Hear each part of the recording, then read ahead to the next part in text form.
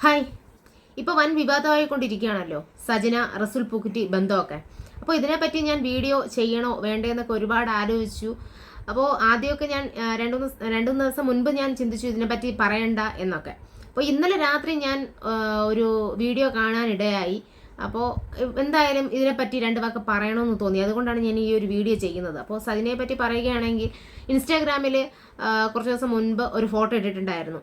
താൻ 9 വീക്ക് ഗർഭിണിയാണെന്നും അതിൻ്റെ കാരണക്കാരനായ വ്യക്തിയുടെ ഫോട്ടോയൊക്കെ വെച്ചിട്ട് ഒരു പോസ്റ്റ് ചെയ്തിട്ടുണ്ടായിരുന്നു. കുറച്ച് കഴിഞ്ഞപ്പോൾ അത് ഡിലീറ്റ് ചെയ്തു. എന്നിട്ട് ഒരു ലൈവ് വന്നു.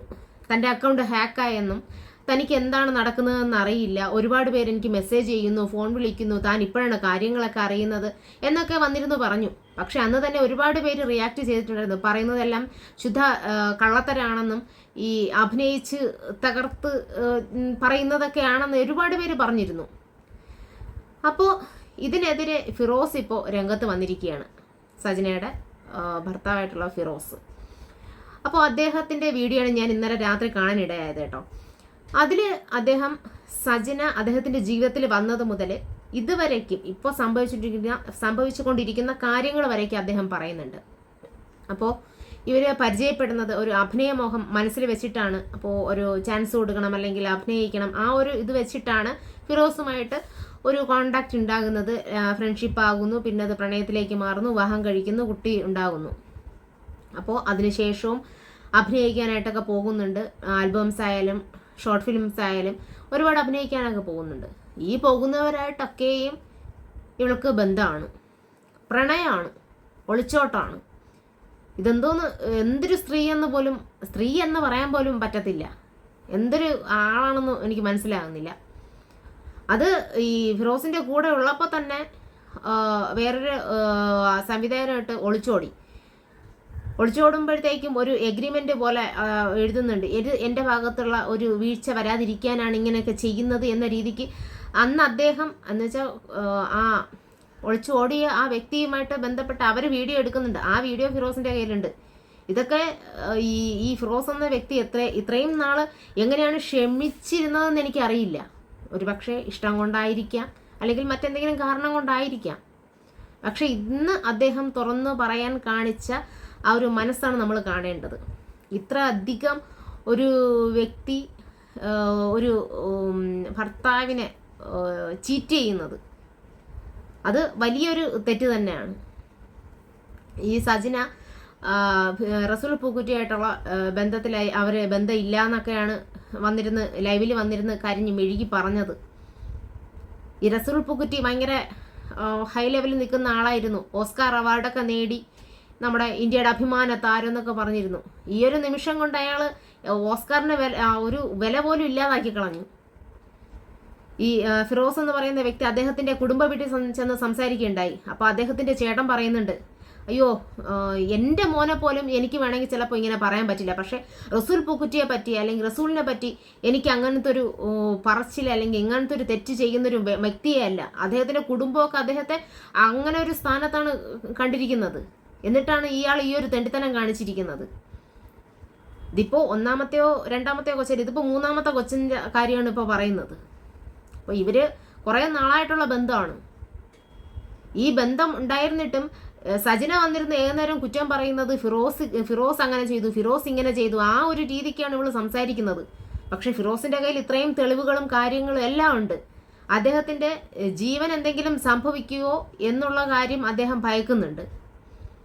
കാരണം റസുൽ പൂക്കുറ്റിക്ക് ഭയങ്കര ബന്ധമാണ്, പോലീസുകാരായിട്ടായാലും നിയമപരമായിട്ട് ഒരുപാട് ബന്ധങ്ങൾ അദ്ദേഹത്തിനുണ്ട്. എങ്ങനെയെങ്കിലും ഫിറോസിനെ കൊടുക്കണം എന്ന രീതിക്കാണ് അയാൾ പറഞ്ഞു കൊടുക്കുന്നതിൻ്റെ എല്ലാ വോയിസും ഫിറോസ് കൊടുത്തിട്ടുണ്ട്. അതൊക്കെ എന്തായാലും അയാൾക്ക് ഇപ്പോൾ പറയാൻ കാണിച്ച മനസ്സ് തന്നെ ഒരു വലിയൊരു നല്ലൊരു കാര്യമാണ്. ഇവിടെ വന്നിരുന്ന് ഈ നാട്ടുകാരെ പറ്റിക്കാൻ വേണ്ടി എന്തിനാണ് വന്നിരുന്ന് ഇങ്ങനെയൊക്കെ പറയുന്നത്? ഈ കാണുന്ന പുരുഷന്മാരോടൊക്കെയും ബന്ധമാണ്. ഇത്ര ഒരു വൃത്തികെട്ട ഒരു ആളെ ഞാൻ എൻ്റെ ജീവിതത്തിൽ ഇതുവരെ ഞാൻ കണ്ടിട്ടുമില്ല, കേട്ടിട്ടുമില്ല. ചിലപ്പോൾ ആദ്യമൊക്കെ ഞാൻ വിചാരിച്ചു ഇവർ വേറെ പിരിഞ്ഞു, അല്ലെങ്കിൽ ഇവരിപ്പം പിരിഞ്ഞാണല്ലോ താമസിക്കുന്നത്, അപ്പോൾ അവർക്കൊരു ബന്ധം ഉണ്ടാവണമെങ്കിൽ ഉണ്ടാവട്ടെ, അല്ലെങ്കിൽ എന്താ അവരുടെ പേഴ്സണൽ ലൈഫ് അവരങ്ങനെ ജീവിക്കട്ടെ. പക്ഷേ ഇത് 1 2 3 4 5 6 എന്ന് വേണ്ട, എണ്ണിയാൽ തീരാത്തത്ര ബന്ധങ്ങൾ അവർക്കുണ്ട്. ഫിറോസിൻ്റെ അടുത്ത് തന്നെ അവർ പറയുന്നുണ്ട്, അവർക്ക് അവരുടെ ജീവിതം അവരുടെ ഇഷ്ടത്തിന് ജീവിക്കണം, അവർക്ക് പണമാണ് വലുതെന്ന്. ശരി തന്നെയായിരിക്കും, അവർക്ക് പണം തന്നെയാണ് വലുത്. അതുകൊണ്ടായിരിക്കും ഇങ്ങനെ ഒരു ഫോട്ടോ ഇട്ടപ്പോഴത്തേനും ഈ ഒരു ചതിവ് പറ്റിപ്പോയത്. കാരണം ഫോട്ടോ ഇടുകയും വേണം, അതിപ്പോൾ നാട്ടുകാർ കാണുകയും ചെയ്തു, ഇതിപ്പോൾ വലിയൊരു വാർത്തയാവുകയും ചെയ്തു.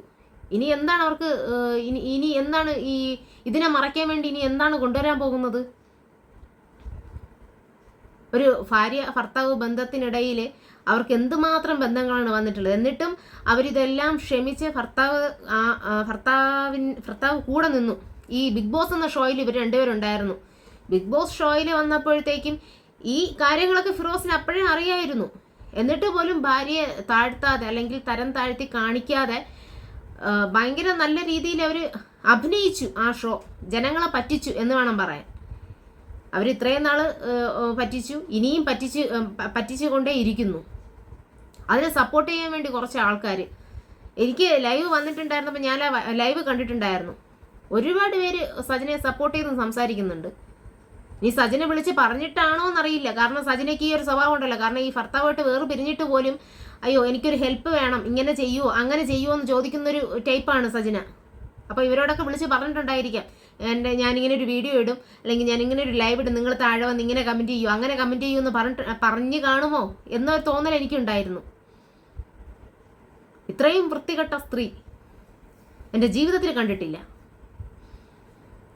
ഒരുപാട് ചിന്തിച്ചു ഇതിനെപ്പറ്റി പറയണോ വേണ്ടയോ എന്നുള്ളത്. പക്ഷേ എന്നാലും പറയാതിരിക്കാൻ എനിക്ക് തോന്നുന്നില്ല. ഭയങ്കര അധികം വിഷമം തോന്നി. കാരണം കുഞ്ഞിൻ്റെ പേരിൽ പോലും പോസ്കോ കേസ് കൊടുത്തെങ്കിൽ പോലും ഫിറോസിനെ അകത്താക്കും എന്ന രീതിക്കാണ് പറയുന്നത്.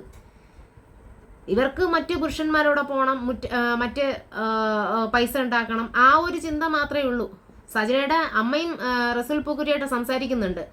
അപ്പോൾ ഇനി എന്താണ് ചെയ്യുന്നത്? അപ്പോൾ മുൻപൊരു അബോർഷൻ നടന്നല്ലോ, അപ്പോൾ പെട്ടെന്ന് ഇങ്ങനെ ഒന്ന് വന്നപ്പോൾ ഞാൻ അവളെ വഴക്ക് പറയുണ്ടായിരുന്നു. ഈ അമ്മ ഇതിനൊക്കെ കൂട്ടു നിൽക്കുകയാണോ എന്ന് എനിക്കറിയില്ല. എന്തൊരു സ്ത്രീയാണ് അവർ.